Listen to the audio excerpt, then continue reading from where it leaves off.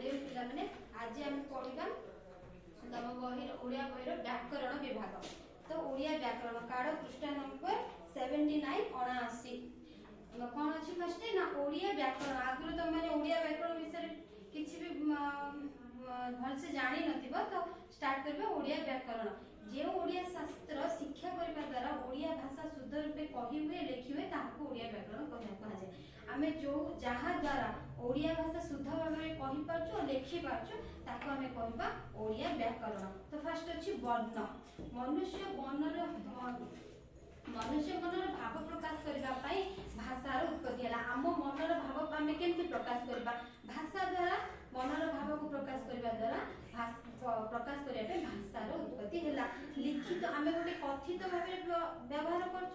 आम मनर भाव को प्रकाश करछु आ गोटे प्रकार लिखित भाबे हले कथित तो आमे कथारे कहि दोचे किंतु लिखित भाषा को प्रकाश करबा पे हमकु जे सब संकेत दरकार से सब काम में कोन करबा वर्ण बा अक्षर जोला तमे बही पढिबा पे वर्ण जानिले ही तमे बही पढि परछो। तो मार भाषा तमरा मातृभाषा हम मातृभाषा होची ओडिया। ओडिया भाषा रे 49 वर्ण बा अक्षर अछि। केतोटी वर्ण अछि 49 49 केतोटी अछि 49 वर्ण अछि। वर्ण मान को प्रधानतः दुई भाग रे विभक्त करा जायछि। गोटे होछि स्वर वर्ण ओडिया वर्ण केतरा हमर 49 आ ताको दुई भाग रे विभक्त करा जायछि। गोटे स्वर वर्ण आ गोटे होछि व्यंजन वर्ण। तो वर्ण को केते भाग रे विभक्त करा जायछि दुई भाग रे विभक्त करा जायछि। केते भाग रे दुई भाग रे विभक्त करा जायछि। गोटे होछि स्वर वर्ण आ गोटे होछि व्यंजन वर्ण। मोट केतोटी वर्ण अछि 49 माने रखिबो 49 वर्ण को दुई भाग रे विभक्त करा जायछि। गोटे स्वर वर्ण आ गोटे होछि व्यंजन वर्ण। तो स्वर वर्ण कोन जानिबा जे वर्ण गुडी को अन्यर सहाय्य बिना हमें कहि पाछु जो सब अक्षर गुडी को आउ किछि शब्द अक्षर बिना हम कहि पाछु ताको हम कहबा स्वर वर्ण। हम ओडिया भाषा रे केतोटी स्वर वर्ण अछि ना 11 टी स्वर वर्ण अछि। केतोटी स्वर वर्ण अछि 11 टी स्वर वर्ण अछि। सेगुडी को होछि अ थारु ओ पर्यंत जेति अ आ हसई दीर्घ हसौ दीर्घ रु ए ओई ओ ओ। तो केतरा हैला 11 टा स्वर वर्ण अछि। सेही स्वर वर्ण को आउरे दुई भाग रे विभक्त करा जायछि। ए स्वर वर्ण को केते भाग रे विभक्त करा जायछि दुई भाग रे विभक्त करा जायछि। कोन कोन ना गोटे होछि ह्रस्व स्वर आ गोटे होछि दीर्घ स्वर।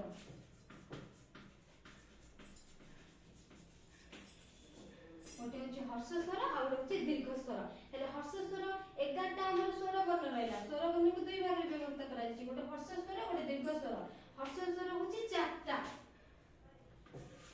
आ दीर्घ स्वर होछि केते 11 रु 4 पळले केते 7 टा। देखो हेले ह्रस्व स्वर हमर वर्ण होछि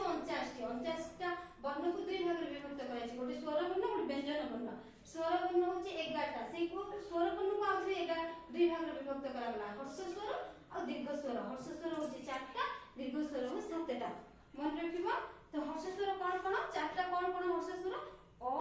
हसई हसौ रु आ दीर्घ स्वर होछि आ दीर्घई दीर्घ उ ए ओई ओ ओ मन रखिला। तापर दीर्घ स्वर को उच्चारण करबा अपेक्षा तो दीर्घ समय देखो ये दीर्घ स्वर पाई नै कि बेसी टिके समय लागछ। ह्रस्व स्वर पे बेसी समय उच्चारण करिया पे लागु नै। जेउ सब वर्ण स्वर वर्णर सहाय्य व्यतीत उच्चारित होई पारे नाही एका निजे उच्चारित होई पारे नै ताको हमें व्यंजन वर्ण कहबा। लाम व्यंजन वर्ण केतरा 38 टा 38 जथा कोन कोन ना क जेमे क कहै से क रे अ भी मिस्टी ख खाली ख कहै कि ख सहित अ मिस्की होची ख। सेंति हमरा 38 टा होची व्यंजन वर्ण क थारु तमरा सह अंश माने विसर्ग पर्यंत देखो अछि तमरा 38 टी व्यंजन वर्ण 38 टी कोन कोन व्यंजन वर्ण पढि कि मन रखिबो। मन रखो स्वर वर्ण उच्चारण करबा लागि अन्य वर्णर सहाय्य एटा मन रखिबो ना। स्वर वर्ण पाई अन्यर सहाय्य दरकार नै किंतु व्यंजन वर्ण को उच्चारण करिया पे ताको स्वर वर्णर सहाय्य लेबा को पड़ी था। मन रखिला 49 टी वर्ण स्वर 49 वर्ण को दुई भाग में विभक्त कराई स्वर वर्ण व्यंजन वर्ण स्वर वर्ण 11 व्यंजन वर्ण 38 पुणी स्वर वर्ण को दुई भाग में विभक्त कराई हर्ष स्वर दीर्घ स्वर 11 रु हर्ष स्वर होची 4 दीर्घ स्वर होची 7 तो वर्ण सरीला एबे पडियो शब्द केते गुडी अक्षर एकत्रित होई कोनसे अर्थ प्रकाश करे ताको शब्द कहबा जेमि कि ह रि दिना मिसला हेगला हरि तो ए हरि गोटे कोन होला बाळकर ना सेमति तेमति अछि जीवा जीवा गोटे कार्य को बुझौची भितरे गोटे स्थान को बुझौची तमे स्कूल भीतर अछ घर भीतर अछ गोटे स्थान को बुझौची लाल दुईटा शब्द दुईटा अक्षर मिसला लाल सेरा हला सेया गोटे रंग को कलर को बुझौची एगुडी को प्रत्येक अक्षर गुडी अक्षर को नै गठित ए सब जेमि कि हरि कहला केतरा अक्षर को नै गठित किंतु यहा एक कोन से को अर्थ को बुझाए केते बेले कोन जानले ना एगुडी को प्रत्येक केते गुडी अक्षर को नै गठित और सेगुडी को प्रत्येक रे एक अर्थ अछि सुतरां हरि जीवा भितरे लाल प्रत्येक गोटे गोटे शब्द कहला तापर आसे पद वाक्य रे व्यवहार प्रत्येक शब्द को गोटे गोटे पद कहला जेमति कि हरि विद्यालय को गला हरि विद्यालय को गला ए गोटे गोटे पद जेमति कि भारत उत्तर दिग हिमालय अवस्थित एगुडी को गोटे गोटे शब्द एई शब्द को नै गठित वाक्य होची देखो भारत उत्तर दिग हिमालय ए चारटा शब्द रो पद रहिला भारत उत्तर दिग हिमालय आकु मिसे कि जदि हम गोटे वाक्य गठन करबा त भारत रो उत्तर दिग रे हिमालय अवस्थित एठारे भारत स्थान रे भारत रहला दिग स्थान रे दिग हेबा जो वाक्यटी अर्थपूर्ण किछि पूर्ण अर्थ प्रकाश कला बा शब्द वाक्य व्यवहार करगले केतेक परिवर्तन हुए आ मध्ये केतेक स्थान रे शब्द रे कोनोसी परिवर्तन हुए नाही शब्द रे परिवर्तन हेउ किंबा न हेउ शब्द वाक्य व्यवहार हेले सब बेले शब्द रे ना पद जदी देखो शब्दटा वाक्य रे व्यवहार होई जाए जेंति कि भारत रो उत्तर दिग रे हिमालय अछि हरि विद्यालय को गला देखो गोटे शब्द विद्यालय थिला आमे कोन लगे देलु विद्यालय को हरि विद्यालय को गला तहले शब्द जदी केते बेले शब्द जदी वाक्य रे व्यवहार होय केतोळे शब्द रो परिवर्तन होय केतोळे हुएनी जहा हुए हो न हो शब्द रो परिवर्तन हेउ कि बा न हो शब्द जदी वाक्य रे व्यवहार होइला ताको आमे कहबा पद तो हेगला पद ताबे जानिबा वाक्य हम राज्य रो नाम होची ओडिसा हम वाक्य कहली पद जाक मिसी गोटे अर्थपूर्ण वाक्य प्रकाश करे ताको वाक्य कहबा हम विद्यालय नाम रामचंद्री केंद्र प्राथमिक विद्यालय राम रावण मारिथिले खाइथिलो तुमे भात सहित राम की देखो ए चारटा भितर हम राज्य रो नाम ओडिसा ठीक अछि गोटे वाक्य सुबुची हम राज्य रो नाम होची ओडिसा हम विद्यालय नाम होची रामचंद्री केंद्र प्राथमिक विद्यालय इला भी गोटे अर्थ सुबुची माने हम विद्यालय हम स्कूल रो नाम कोन तापर देखो राम रावण मारिथिले खाइथिलो तुमे भात सहित राम की ता किछि एसबु शब्द जा मिसिला किंतु एथिरे किछि अर्थ प्रकाश करछि कि करू नै तो ऊपर चारोटी उदाहरण प्रथम द्वितीय भाव संपूर्ण रूपे प्रकाश करछि किंतु तृतीय चतुर्थ भाव प्रकाश पाउनी तेणु ऊपर दुईटी जो हम राज्य ना ओडिसा हम विद्यालय नाम रामचंद्री केंद्र प्राथमिक विद्यालय एई दुईटी वाक्य होछि संपूर्ण वाक्य किंतु तळे दिटा जो राम रावण मारिथिले खाइथिलो तुमे भात सहित राम की एडा होछि असंपूर्ण वाक्य आसो जानिबो वाक्य काहकु कहबा ताले वाक्य काहकु तमे भी बुझि जाइतो वाक्य काहकु कहजे केते गोटे शब्द मिसी मनर भाव को संपूर्ण भाव यदि प्रकाश करियो ताहाले हम ताको वाक्य कहबा किंबा केते गोटे शब्द एकत्रित होई मनर भाव को पूर्ण भाव प्रकाश करे ताको हम वाक्य कहबा जेमति कि मोर घर को आस मोर बंधु पीड़ित अछंती बिछना को जाओ एही पेंसिल टी मोर पटे सब जाक किछ अर्थ को बुझुची ए चारोटी वाक्य प्रत्येक गोटे गोटे वाक्य अटंती कारण एहा केते गुडे शब्द को नेकी गठित आ तमर मनर भावटा पे प्रकाश करछि तो बुझि पालो वाक्य कोन ना केतोटी शब्द एकत्रित होई तम मनर भाव को प्रकाश करे जति ताको हम वाक्य कहबा तापर आसला पदर प्रकार भेद वाक्य रे व्यवहार तो होतो शब्द लोग हम पद कहले एबे बुझैली शब्द जति वाक्य रे व्यवहार होई ताको हम पद कहबा तो वाक्य रे व्यवहार तो शब्द प्रत्येक शब्द को हम पद कहतो पद होची पांच प्रकार कोन कोन फर्स्ट होची विशेष्य सर्वनाम विशेषण क्रिया और अव्यय एने फास्ट जानिबा विशेष्य देखो बहुत सहज टिक सुन जो पद कौन नाम प्रकाश करे जेमसे कि से पिलाटी खाउची ताले से तो कोन राम खाउची ताले किए खाउची ना राम खाउची एति पे कोन कि जनकर ना को प्रकाश करे नले हिमालय सबुठु उच्च पर्वत हिमालय गोटे ना को बुझेला जो पद कौन व्यक्ति जाति वस्तु गुण बा क्रिया को बुझाए ताहाको आमे विशेष्य करथाउ विशेष्य पांच प्रकार जेमति कि फर्स्ट होची नाम बा व्यक्तिवाचक तापर जातिवाचक गुणवाचक तार किछि राम गोटे भल पिला ता गुण को इंडिकेट करछि भल तापर वस्तु विशेष्य नाम बा व्यक्तिवाचक जातिवाचक गुणवाचक वस्तुवाचक आ लास्ट होची क्रियावाचक विशेष्य नामवाचक कोन जे विशेष पद कोन से निर्दिष्ट व्यक्ति स्थान पर्वत ग्राम मास बही देश को बुझाई थाए ना को पर्टिकुलर ना को बुझौथिबो जातिवाचक जो पद कोन से एक जाति बा गोष्ठी को बुझौथिबो वस्तुवाचक जो विशेष पद कोन से वस्तु को बुझौथिबो गुणवाचक जे तुमको भी कहली राम गोटे भल पिला जो पद कोन से गुण बा अवस्था को बुझौथिबो ताको गुणवाचक क्रियावाचक जो पद कोन से क्रियार नाम को बुझाउଥାଏ ताको क्रियावाचक सविशेष्य बोली कहा जाय टिके मन रहितबो सर्वनाम जो पद विशेष पद बदल रे व्यवहार हुए ताको हमें कहबा सर्वनाम पद जेमति कि राम भल पिला से भल पिला राम जगह से लागिला हरि बाबू को बगीचा रे बहुत फूल अछि तांकर बगीचा रे बहुत फूल अछि तो ये होची सर्वनाम पद एक वचन बहुवचन सिंगुलर और प्लुरल एक वचन से तार बहुवचन हेला से माने एक वचन तार तांको तांकर बहुवचन हेला सेमानंकर सेमानंक तापर एक वचन हला तुमर बहुवचन हे जिवो तुम मानकर तुमर गोटे पेन थिला तुम मानकर बहुत गुडे पेन अछि मते मते आमुको आम मानको एहा एहार एमानकर एमाने एक वचन हो तांको तांकु तांको सेमानको तुमे हे जिवो तुमे माने मु हे जिवो आमे होला आमे माने मोर हे जिवो आमर बा आम मानकर तो एक वचन बहुवचन जानलो सर्वनाम रो एक वचन बहुवचन सर्वनाम से नाटा परिवर्तन हम जहां सब लगे खाओ जदि से तार तुमरो मते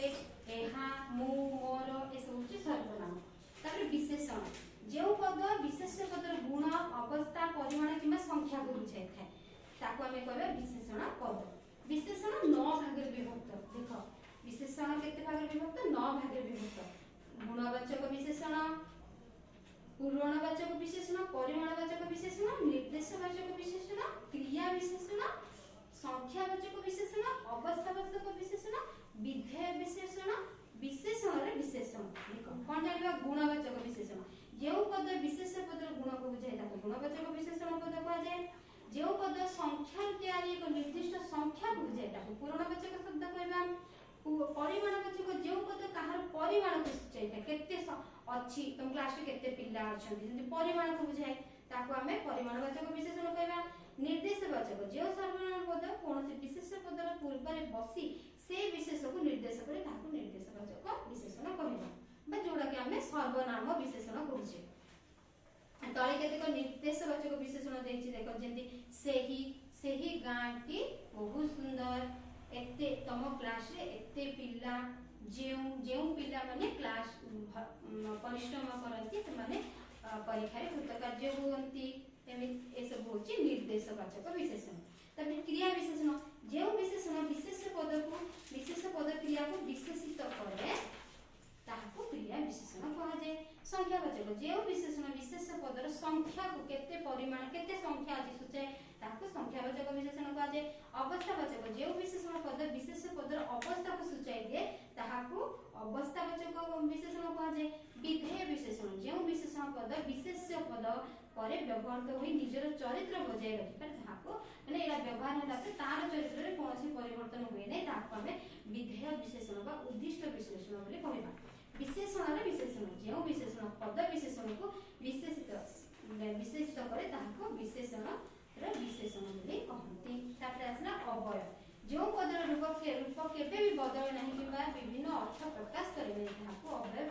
पद कहंती जो पद केबे भी बदल नै किबा विभिन्न अर्थ प्रकाश करे नै गोटे पदर अर्थ गोटे ही है ताहाको अवयव पद कहंती हम ओडिया भाषा रे विभिन्न प्रकार अवयव पद रहिछि जेंति कि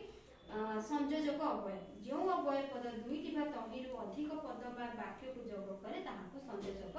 अव्यय कहନ୍ତି जेमति कि आउ मध्य आहुरी जेमति दुईटा खंड वाक्य को एक गोटे वाक्य रे परिणत करे कोन आउ मध्य आहुरी तथा बी असच पुणी फेर इत्यादि सब दुईटी खंड वाक्य को मझिरे रखी दुईटी खंड वाक्य गोटे वाक्य रे परिणत होइଥାଏ किंतु यह व्यवहार कला पर से मूल वाक्यर कौन परिवर्तन होई न थाए